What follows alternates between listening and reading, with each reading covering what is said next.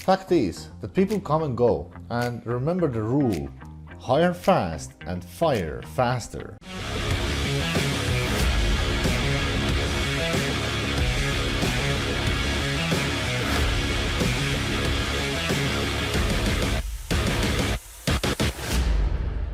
Now the problem with the firing fast is that new people who join, they don't know how to do things, right? And that's why first thing every company has to do is to define actions that keep company engine running, and then create training on how these things are done.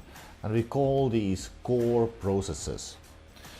So this is how you create standards and will prepare your business for scaling up, because the more people you come in, the more people create complexity, and the more complexity, the more standards, like fundamental standards, have to be in place. Otherwise it would be a chaos.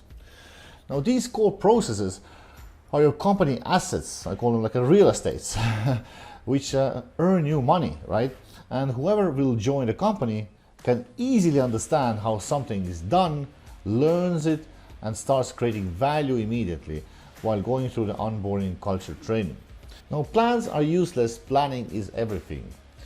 You know, execution is everything. So whatever you plan doesn't mean nothing. But planning itself is important, because in the planning process, you always define the fastest way towards the bigger goals you want to achieve. And you know, life happens.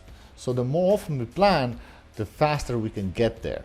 And meetings are one of the critical core processes of every company. Now, Amazon Business Team meetings are different. You know, we have weekly planning and retrospective, we have a daily meeting, we have brainstorming, we have quarterly OKR meeting, we have one-on-one CFR meeting, we have monthly tactical meeting, product line owner lifecycle meeting, experimentations meeting, and demo.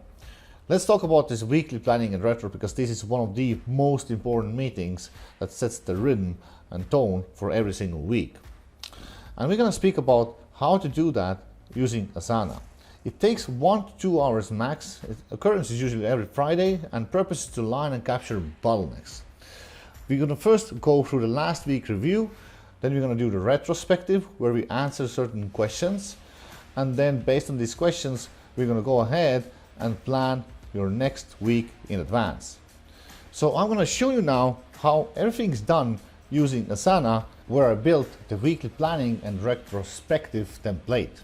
Now, if there's anyone who doesn't know what Asana is, that Asana is like a Trello or some other sorts of project management tool where you can manage your own work and teamwork. People are putting in the projects, goals, and then they put in the action steps and they execute the action steps. They can communicate inside the action steps. They can ask for help from each other.